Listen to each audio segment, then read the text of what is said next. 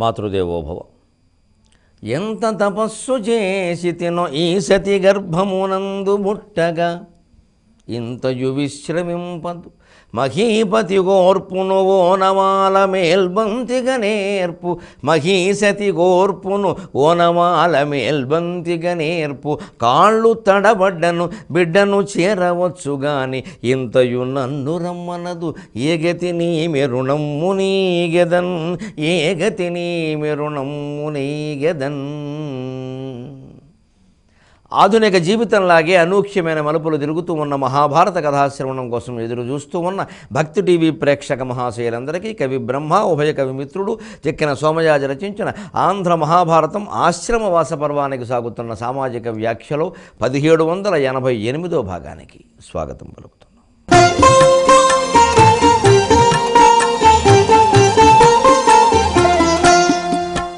ధర్మరాజు అడుగుతున్నాడు కంగారుగా ధృతరాష్ట్రుణ్ణి, మా పెద్ద తల్లి అలజడి కోపి తపోనిరతి తపోనియతి గడుపుచున్నదియే. సుత వ్యాపాదనకారుల మము పాపాత్ముల దలచి ఎట్లు పలుకునో మీతో. మనం చేసినటువంటి కొన్ని పనులకి ఎదుటి వాళ్ళు ఏమనుకుంటున్నారో అనే కంగారు ఉన్నప్పుడు ఇలా మాట్లాడతాం. ఇది ఇక్కడ మనస్తత్వ చిత్రణ. మా పెద్దల్లి అలజడి కోపి తపోనియతి గడుపుతున్నది. ఆందోళన లేకుండా, ఇబ్బంది లేకుండా, శ్రమ లేకుండా తపస్సు చేసుకుంటుందా? శ్రమ లేకుండా తపస్సు ఏమిటండి? తపస్సు అంటేనే శ్రమ. ఏదో శ్రమ లేకుండా సుఖంగా పడుకుందా అన్నట్టుగా అడిగితే ఎలాగా? తపస్సు అంటే పడుకుంటారా? తపస్సు అంటేనే శ్రమ. అలజడి కోపి అంటే మామూలుగా అర్థంలో శ్రమకి తట్టుకుని, అంటే తపస్సు ఎలాగో శ్రమతో కూడుకున్నదే, దాని శ్రమకి ఆవిడ తట్టుకోగలుగుతుందా? కుమార సంభవంలో పార్వతీదేవిని కపట వటువు రూపంలో వచ్చిన శివుడు కూడా ఈ మాట అడుగుతాడు. శరీరమాద్యం ఖలు ధర్మ సాధనం. తర్వాత వివాహ ధర్మం, అనేక ధర్మాలు నిర్వర్తించాలంటే శరీరం బాగుండాలమ్మా. మరీ శరీరాన్ని కృషింపచేసేలాగా ఉపవాసాలు, నోములు, వ్రతాలు, జపాలు, తపస్సులు కూడా పనికిరావు అని చెబుతాడు. అంచేత అలజడి అంటే అంతే. అంతేకాదు, అసలు ఆవిడ గుండెల్లో అలజడి తగ్గిందా లేదా? ఆ గుండెల్లో అలజడి ఏమిటి? 100 మందిని చంపేశారు, 100 మందిని చంపేశారు, 100 మందిని చంపేశారు. ఉంటుందండి సహజంగా. కొడుకులు ఎంత తప్పు చేసినా ఉంటుంది. అందుకని వెంటనే ఆ మాట వచ్చింది. అందుకే సుత వ్యాపాదనకారుల, కన్నబిడ్డల్ని చంపేశాము. సుత పిల్లల్ని, కొడుకుల్ని వ్యాపాదనకారులు చంపేశారు. కన్నబిడ్డల్ని చంపేశాము మేము. పాపాత్ముల ఏమి పలుకునో మీతో. అందుకని మీతో ఎప్పుడైనా ఆ ప్రస్తావన ఏమన్నా వచ్చి మా పెద్దమ్మ, ఇది కొంచెం కంగారు అన్నమాట, రాణి ధర్మరాజు మొహం మీద అడుగుతాను అని ఏదైనా కొంచెం వస్తే కంగారు ఇప్పుడు వెళ్ళిపోతారు ఇక్కడి నుంచి.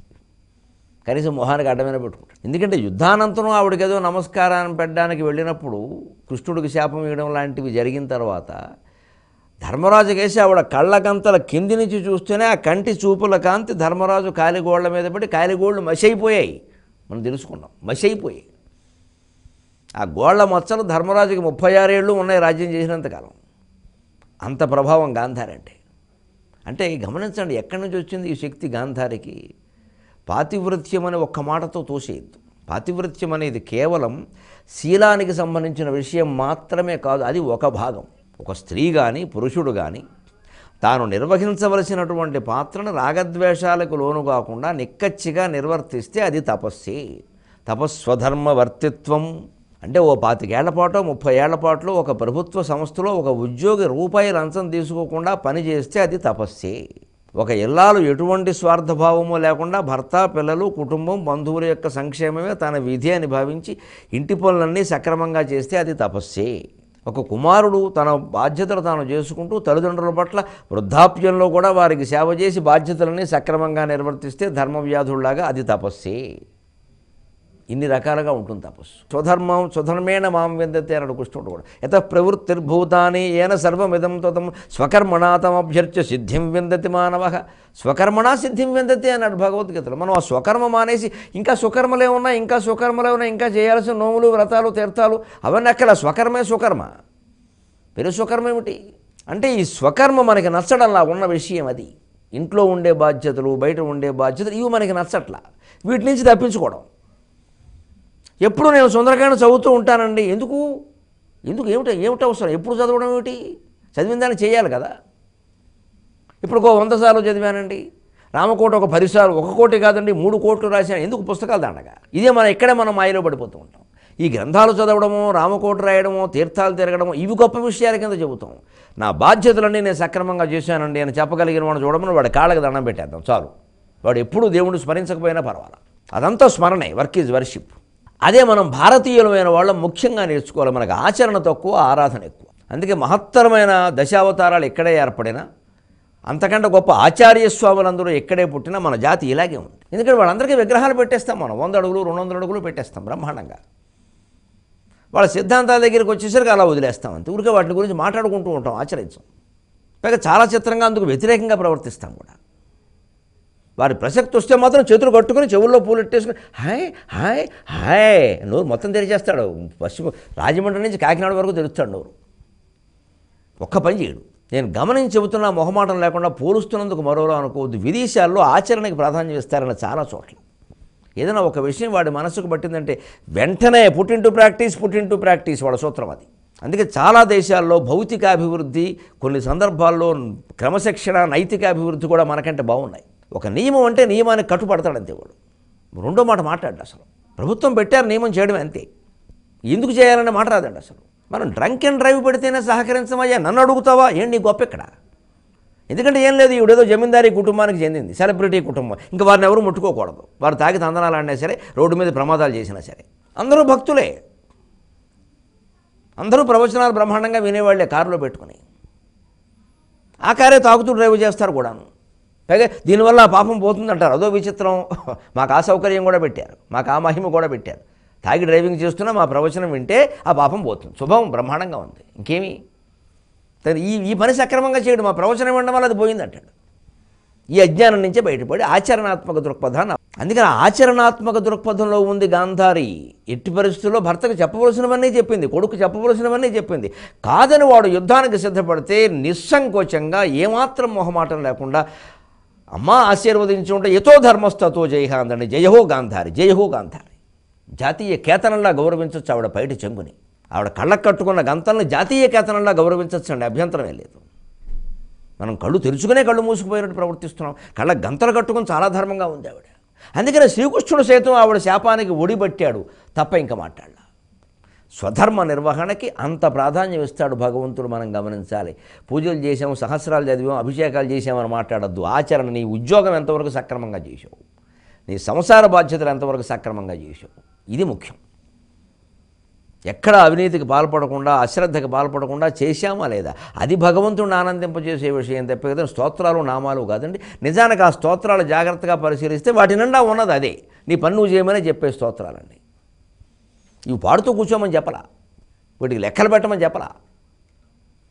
కాబట్టే పాత్రలు ఇంత ఉన్నతంగా ఉన్నాయి. లేదా గాంధారికి ఏమిటండి అంత కౌరవులు కన్నా ఆవిడ, అది వాళ్ళ కర్మ, ఆవిడేం చేస్తుంది. అందుకని భుణికిపోతున్నాడు ధర్మరాజు. సుత వ్యాపాదనకారులము పాపాత్మలు దరచి ఎట్టు పలుకునో మీతో. వెంటనే ధృతరాష్ట్రుడు నవ్వుకని నువ్వు కంగారు పడేది దేనికో నాకు అర్థమవుతుంది అని. కుంతి బాగా శుశ్రూష చేస్తుందయ్యా, తేడా ఏం లేదు. మీ అమ్మ చేసే సేవల గురించి ఒకళ్ళకి చెప్పేది ఏమిటయ్యా, మేమే సిగ్గుపడుతున్నాం. ఆవిడికి, ఆవిడ కుమారుడికి అందరికీ అన్యాయాలు చేసాం మేము, ఇంకా ఇప్పటికి మాకు ఆవిడ సేవ చేస్తుంది. నువ్వు రాజ్యం చేస్తుంటే సుఖంగా అక్కడ ఉండడం మానేసి మాతో పాటు వచ్చింది. ఇంతకంటే త్యాగం ఎవరు చేస్తారు? త్యాగశీలమమ్మ మహిళ అంటే ఆవిడే. అసలు గాంధారి నిన్ను గురించి ఎప్పుడు ప్రసక్తి వచ్చినా దీవిస్తూ మాట్లాడిందయ్యా అన్నాడు. అమ్మయ్య అప్పుడు కాస్త మంచినీళ్ళు ఇవ్వండి, శుభ్రంగా మంచినీళ్ళు 2 గ్లాసులు తగ్గాడు మంచినీళ్ళు. అమ్మయ్య ప్రశాంతంగా ఉంది. ఎప్పుడు నీ ప్రసక్తి వచ్చినా గాంధారి నిన్ను దీవిస్తూ మాట్లాడింది. సంజయుడు కూడా ప్రాజ్ఞుడు, ఎంత చెప్పాడు మాకు, మేము వినలేదు కానీ ఎంత చెప్పాడు. ఏదో నేను పంపించబట్టి మీ దగ్గరికి రాయబారానికి వచ్చి కాస్త లౌక్యంగా యుద్ధాన్ని నివారించే ఉద్దేశంతో 4 లౌక్యపు మాటలు మాట్లాడాడు. కానీ సంజయుడి హృదయం చాలా స్వచ్ఛమయ్యా. అనగానే ధర్మరాజు, పెదనాన్నగారు నాకు బాగా తెలుసు సంజయుడు అంటే, నాకు మీరంటే ఎంత గౌరవం, ఆయనంటే ఎంత గౌరవం అని అన్నాడు. సంజయుని విషయంలో కూడా చింత లేదయ్యా ధర్మరాజా, ఒక్క విదురుడి విషయంలోనే చింత అనగానే గుండె బగిలినంత పనైంది. ఏమైంది మా పెంతండ్రికి ఏమైంది అని. ఏమోనయ్యా అసలు మాకు కనపడితే కదా, ఎక్కడున్నాడో తెలియదు, ఎక్కడెక్కడో తిరుగుతున్నాడు. ఎప్పుడో ఈ ఆశ్రమం పరిసరాల్లో కనపడుతున్నాడు. విదురాని పిలిచేలోగా విదూరా అని దూరం అయిపోతున్నాడు. ఈ విపినంలో విదైన్యంతో ఎటువంటి దైన్యము ఉందని చెప్పలేం. మళ్ళీ ఆయనేం బాధపడుతున్నట్లేడు. ఎక్కడ తిరుగుతున్నాడో తెలియదయ్యా. స్వేచ్ఛా సంచారి తిరుగుతున్నాడు. మేము ఓపిక లేక ఉపవాసాల కారణంగా అతను పట్టుకోలేకపోతున్నాం. ఇక ఆ తాపత్రయం ఏం పడతానులే, ఎలాగో ఆశ్రమవాసానికి వచ్చాక అందరూ తలోదారి ఎవరికి వారే యమునా తీరేను చూసుకోవలసిందే కదా అని ఇంకా మొండిగా తెగించి ఉండిపోయామయ్యా. సరిగ్గా ఇదే స్థితి అండి విదురుడు స్థితిని కాళహస్తి శతకంలో ధూర్జుడు చెబుతాడు. ఊరూరం జనులెల్ల భిక్షమిడరే ఉండన్ గుహల్ గల్గవే చీరానీకము వీధులం దొరకదే సీతామృత స్వచ్ఛవః పూరంబు ఏరుల భారదే తపసులన్ బ్రోవంగ నీవోపవే చేరన్ బోదురేల రాజుల జనుల్ శ్రీకాళహస్తీశ్వర. ఒక పరమహంస పరివ్రాజకాచార్య, ఒక యతీశ్వరుడు ఎట్టి పరిస్థితుల్లో ప్రభుత్వాన్ని దేన్ని గురించి దేహి అనకూడదు, యాచించకూడదు, ఆశ్రయించకూడదు. అసలు ప్రభుత్వం వాళ్ళు తన దగ్గరికి రావడం అనేది ఏదో వాళ్ళలో వేసుకుందుకు వస్తున్నారేమో అన్న ఆలోచనతో చూడాలి వాళ్ళని. రాజకీయ నాయకులు ఒక సన్యాసి దగ్గరికి వస్తున్నారు అంటే సన్యాసి కంగారు పడాలి. ఎందుకు ఎందుకు ఎందుకు ఏం నాతో పని ఒకటి వాళ్ళకి. మహా అయితే అనుగ్రహ భాషణం పేరు మీద 4 మొక్కలు చెప్పి పంపేయాలి. ఏకాంతంగా మాట్లాడడం, రహస్యంగా మాట్లాడడం, నిధులు సేకరించడం, నమశివాయ. దానికి వారు కారణం, వారికి అవకాశం ఇవ్వడం, వారు వీరికి అవకాశం ఇవ్వడం, వారి మందిరాల్లో వీరి కటౌట్లు కనపడడం, ఈ సన్యాసులవి సినిమా యాక్టర్లాగా. మొత్తం వ్యవస్థ చెడిపోయేది ఎక్కడేనండి. ఒక రాష్ట్రాన్ని పరిపాలించేటువంటి పెద్ద వ్యక్తులు, మంత్రుల యొక్క మందిరాల్లో, కార్యాలయాల్లో కొంతమంది కటౌట్లు కనపడుతున్నాయి. దేవుళ్ళవి కాకుండా బతుకున్న వాళ్ళవి, మామూలు వాళ్ళవి అంటే వెంటనే వచ్చిన వాళ్ళు ముందు ఆయన పట్టుకుంటారు, ఈయన వదిలేస్తారు. ఆయన పట్టుకుంటే పని అయిపోతుంది, వెనకాల అవుట్ కట్ అంటాడు అంతే వాడు. ఇంకా అక్కడికి వెళ్ళిపోతాడు, ఇక్కడికి రాడు. ఇంకా అదో పెద్ద కమిషన్ ఆశ్రమం అయిపోయింది. నన్ను మన్నింతురుగాక. నాకు ఇలాంటివి మాట్లాడటమే అలవాటు. అమ్మవారు నాకు అందుకే నాలుగు ఇచ్చింది, నోరు ఇచ్చింది, ధైర్యం ఇచ్చింది, గుండె ఇచ్చింది. మాట్లాడతాను, పనికిరాదండి అది. ఎతంటే ఎలా ఉండాలో చెప్పాడు ఇక్కడ ఖచ్చితంగా. ఊరూరం జనులెల్ల భిక్షమిడరే, ఇంత భిక్షాటం చేసుకుంటే సరిపోయే. కరతల భిక్ష తరుతల చెయ్య. ఉండను గుహలు కలగవే, ఉండడానికి గుహలు లేవా? గుహలేమిటండి, ఏసీ ఆశ్రమాలు ఉంటాయి సుఖంగా. అందుకే ఇప్పటికీ ఆశ్రమవాసంలో ఉన్నటువంటి పీఠాధిపతులు పెద్దవాళ్ళు ఒకే కాషాయాన్ని కింది నుంచి పైకి ఇలా ధరిస్తారు. ఒకటే వస్త్రం, రెండోది ఉండదండి, ఒకటే ధరిస్తారు. అలాగా ఉండను గుహలు కలగవు, చిరానీకము వీధులను దొరకదు, సీతామృత స్వచ్ఛ వాహ్పూరం వేరుల బారదు. చల్లటి మంచినీళ్ళు ఇంకా ఏరుల్లో దొరుకుతున్నాయండి. ఇప్పుడు ఇంకా కలుషితం అయిపోయినాయి, నదులన్నీ పాడైనాయి. కానీ కాస్త వెతికితే దొరక్కపోవండి. ఏ అడవిలోనో వాగో వంకో ఇంకా కాస్త ఇదేమిటి కర్మాగారాలు, ఆనకట్టల పేరు మీద ఇంకా మునిగిపోని గిరిజన ప్రాంతాలు ఏమైనా ఉంటే కాస్త మంచినీళ్ళు దొరికే వాగులు ఇంకా ఉన్నాయండి స్వచ్ఛంగా. వాళ్ళు అందుకే బతుకున్నారు పాపం. తపస్సులను బ్రోవంగా నీవు ఓపోని ఏమండి మాకు ఏం కాలక్షేపం ఏమిటండి సన్యాసికి? కాలక్షేపం ఏమిటంటే తపస్సే. మనసులో నమశివాయ నమశివాయ, నమో నారాయణాయ నమో నారాయణాయ. అంతకంటే ఏమిటి కావాల్సింది? అందుకని ఆ కాలక్షేపానికి మనసులో జపం చేసుకోవడానికి ఆత్మ పదార్థం భగవంతుడు ఉన్నాడు. రూపధ్యానం, నామధ్యానం, శబ్దధ్యానం అన్నీ ఉన్నాయండి. ధ్వని ధ్యానం అనేక రకాలు ఉన్నాయి. సవికల్ప సమాధి, నిర్వికల్ప సమాధి ఎన్నున్నాయి ఎక్కవలసిన మెట్లు. ఇవి మానేసి గవర్నమెంట్ ఆఫీసుల మెట్లు ఎక్కడం ఏంటి? ఇది యతి పరిస్థితి. అందుకే విదురుడు అలాగే ఉన్నాడయ్యా. చెరంబోవుతురేల రాజుల జనులు అన్నాడు ధూర్జటి.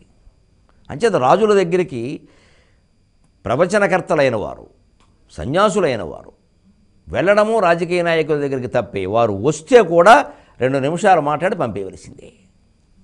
ఏమిటి మీ పని, వెళ్ళిపోండి. ఎందుకంటే వారి చుట్టూ మనం తిరిగినా, మన చుట్టూ వారు తిరిగినా మనకి ప్రమాదం. అది ఏదో అరిటాకు ముళ్ళు సమస్య అవుతారే, అరిటాకు మీద ముళ్ళు పడినా, ముళ్ళు మీద అరిటాకు పడినా అని కాస్త ఆధ్యాత్మికమైనటువంటి రంగంలో ఉన్న వ్యక్తుల దగ్గరికి రాజకీయ నాయకులు వచ్చినా, లేదు వారి దగ్గరికి వీరు వెళ్ళినా కూడా వీరికే ప్రమాదం, వారికి ఏం కాదు. ఇది మేము ఎప్పుడూ అరిటాకు లాంటి వాళ్ళమే, మాకు ముళ్ళులా ఉండడం తెలియదు. మహా అయితే కోపం వస్తే ముళ్ళులా మాట్లాడతాం, కానీ ముళ్ళులా ఉండడం తెలియదు. అంత స్వచ్ఛంగా చెప్పాడండి సన్యాసాశ్రమాన్ని గురించి. విదురుడు అలాగే అయ్యాడు. అందుకని అలాగే తిరుగుతున్నట్టు. ఇప్పుడు అన్నట్టు ధృతరాష్ట్రుడు విచిత్రంగా ఎప్పుడో ఒకసారి డబ్బాటుగా ఇలా వస్తాడయ్యా. డబ్బాటు అనేది చక్కని తెలుగు మాట. అంటే అదాటుగా, అనుకోకుండా, ఆకస్మికంగా, యాదృచ్ఛికంగా, అన్ఎక్స్పెక్టెడ్ అంటారు అనమాట. ఒక్కోసారి డబ్బాటుగా ఎలా వస్తూ ఉంటాడు అనగానే అదిగోనయ్యో వచ్చాడు అన్నట్టు అక్కడ కనపడ్డాడు. ఒక సంకల్పాలు ఎలా ఉంటాయో చూడండి.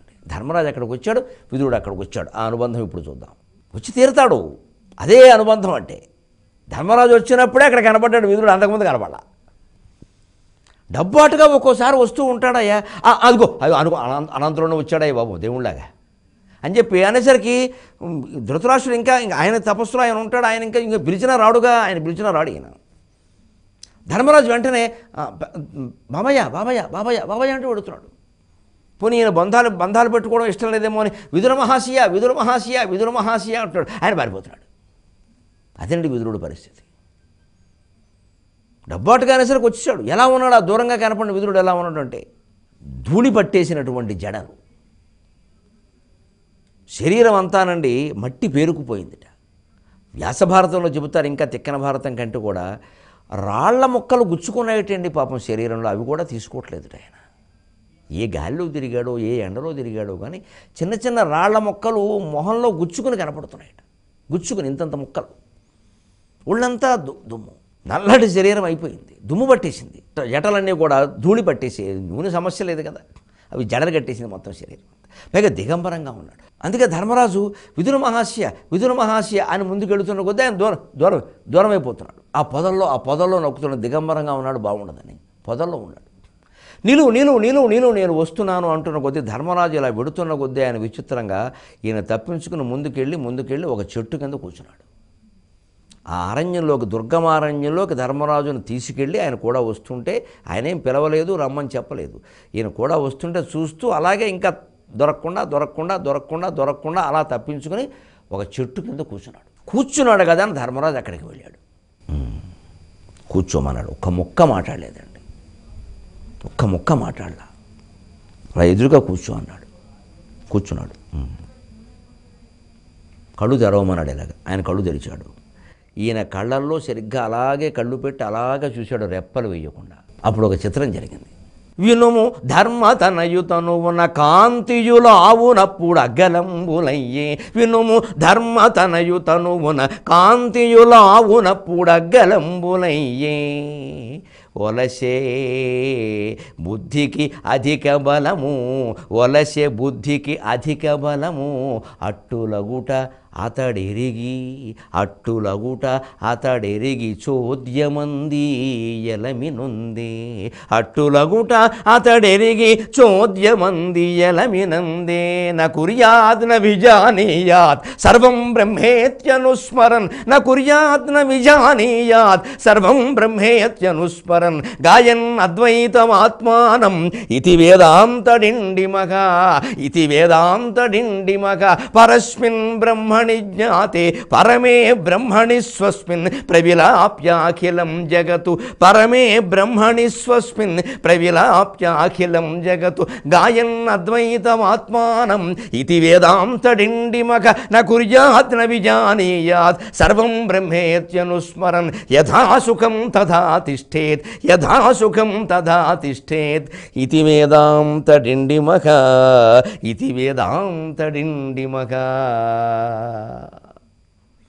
శంకర భగవత్పాదుల స్తోత్రం నా కళ్ళల్లో నీళ్లలాగే ఉబుకుతోందండి ఇప్పుడు. అది విదురుడి స్థితి. అంత స్థితిలో ఉన్నాడు. నకుర్యాత్ చేయవలసిందేం లేదు, న విజానీయాత్ తెలుసుకోవలసింది కూడా ఏం లేదు.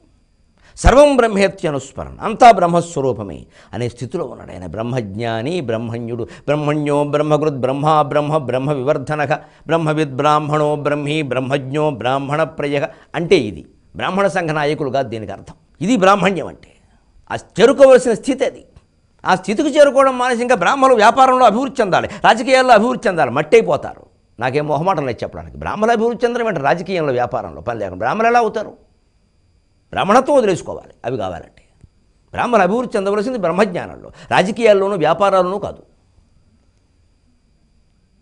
బ్రహ్మణ్యో బ్రహ్మకృత్ బ్రహ్మ అని మనం చెబుతాం. గోబ్రాహ్మణేభ్యో శుభమస్తు. ఏ బ్రాహ్మడు? వ్యాపారం చేసే బ్రాహ్మడా? Real estate బ్రాహ్మడా? ఇదండి బ్రహ్మజ్ఞత. ధైర్యం ఉంటే చేద్దాం, దమ్ముంటే చేద్దాం, లేదా మానేద్దామండి, అన్నీ వదిలేసుకుందాం, ఏం పర్వాలేదు. నాటకాలు ఎందుకు? అంతేకాదు ఆయన స్థితి ఏమిటంటే చాలా విచిత్రంగా, పరమే బ్రహ్మణి స్వస్మిన్, పరమమైనటువంటి బ్రహ్మలో ప్రవిలాప్య అఖిలం జగత్, మొత్తం జగత్పరమైన విషయాలన్నీ లీనం చేసి పారేశాడు. పరమే బ్రహ్మణి స్వస్మిన్ ప్రవిలాప్య అఖిలం జగత్. గాయన్ అద్వైతం ఆత్మానం ఆస్తే వేదాంతడిండిమక. ఒకే ఒక అద్వైత స్థితిలో ఉన్నాడు. అందుకే ఆయన ఇలా ధర్మరాజును ఎదురుగా కూర్చోబెట్టి విదురుడు అలా కళ్ళల్లో కళ్ళు పెట్టి చూసేసరికి వినుము ధర్మతనువు తనయున ఆ ధర్మరాజు శరీరంలో ఉన్నట్టుండి కాంతియు లావు అగ్గలం అప్పుడు అగ్గలంబులయ్యే.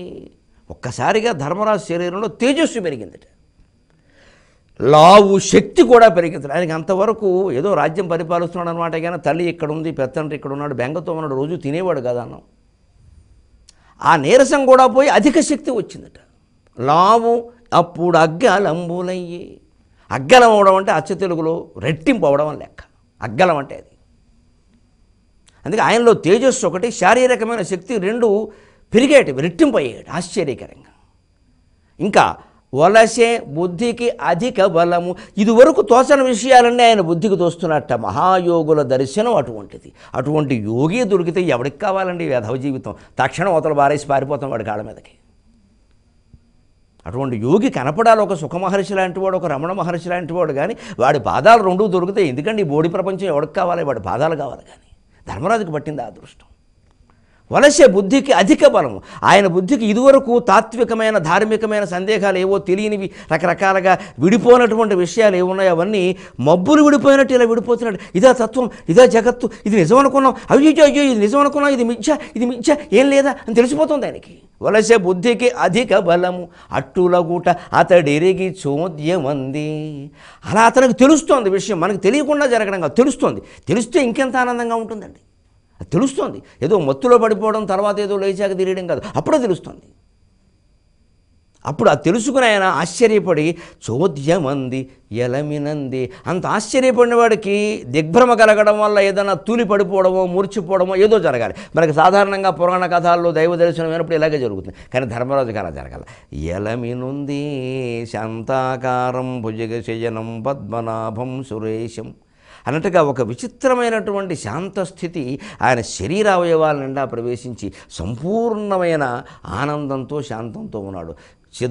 స్వాత్మానంద లవీభూత బ్రహ్మాద్యానంద సంతతి ఆయన లలితా సహస్రంలో చెప్పినట్టుగా ఆత్మానందం ముందు అన్ని ఆనందాలు దిగదుడుపే అన్న అద్వైత స్థితిలో ఆయన ఉన్నాడండి. ఆ స్థితిలోనే మనం 23.5 గంటలు ఉందాం. ఆ స్థితిలోనే తెలుగు భాషను